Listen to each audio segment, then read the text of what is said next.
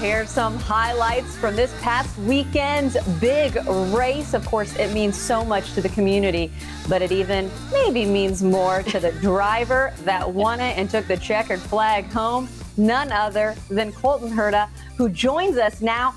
Even the announcers were talking about the perfect donuts that we were able to see there at the end of the race. Colton, still all smiles. You had a big travel day yesterday. You're joining us now, you said, from the West Coast, but congratulations. Are you able to let it sink in to win only the second race of the season? I mean, it feels amazing. And obviously it's such a rebound for us from what we had the weekend before we crashed out of the race. So we really need a big race coming into St. Pete, and that's exactly what we got.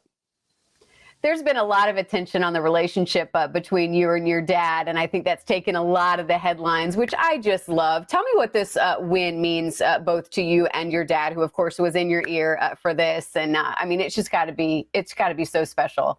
Yeah, new for this year. My dad's on my radio and calling the strategy for me. So it was amazing to share this win.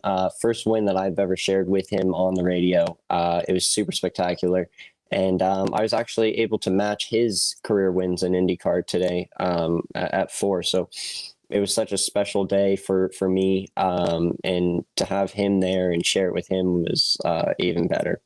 When, of course, we're talking about your dad, Brian, who won the same race 16 years ago. And I had heard everyone talking about that he no longer gets asked who's the better driver anymore between you and your dad, which has got to be a lot of fun. Racing is such a family sport, though. You see it in so many different divisions of the sport. What does it mean for you? People talk about your age often, but really you grew up around this sport. So yes, you're one of the younger drivers in this new era, but realistically, you've got the experience because I'm assuming you grew up at the track. Yeah. And like you said, it is such a family sport. We grew up racing go-karts and so getting a small little trailer, little go-kart in there. And most of the time my dad was racing, so my mom was taking me. And it just has come so far from that. Being developed with great people around me my whole career has really kind of set it off to where I was able to grow very fast and become the driver that I am right now. Something else Natalie and I were talking about before we got started that was taking up the headlines, which we were surprised to hear, is you were talking about the blisters on your hand. And for those that don't believe that this is, such an intense, sport, holy cat, is that normal to get? I had never heard of that before. Especially on the street courses, because we have no power steering, so every little bump is amplified and is different to what people would feel on a street car, because it's just literally it's like a Bronco just bucking. So yeah, and obviously it's first race of the season, so we don't have those calluses all built up on our hands yet, but they'll get there eventually. Hey, Cole, it's funny coming off that conversation about how hard it is to be on a street course and everything that has to happen with you and the athletic side of things. You were able to dominate, even in qualifying, able to get the pole. You had the quickest car, no question, out there. And you were able to lead almost every lap except for, the few pit stop laps there and dominate on those restarts. Where do you go from here? What were the positives that you were able to see that you and your team can move forward and maybe continue to see this domination that we were able to see with this race?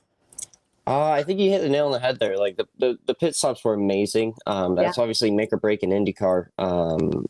So much is revolved around strategy and when you pit and how fast you can be when you pit.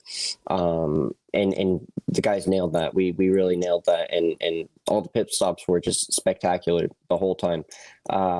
So super job by everybody on the team, all the damper engineers, the data engineers, especially the pit crew, for giving me a fast race car, and obviously Gamebridge for helping us get there every weekend.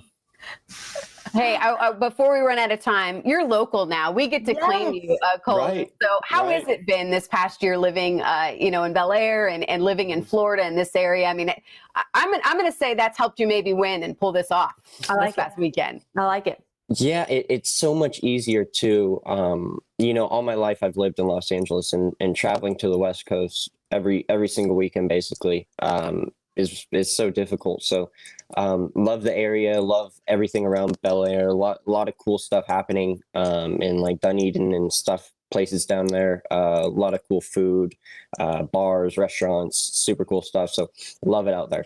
That's what we like to hear. It is what we like to hear. We hope that you will join us again. You know, Colton, one of the young guns they're talking about this season, but we know there's going to be big things from you. So good luck the rest of the year, and we hope to talk with you again, okay? Thanks so much, guys. Thanks for the time. Take care. Congratulations.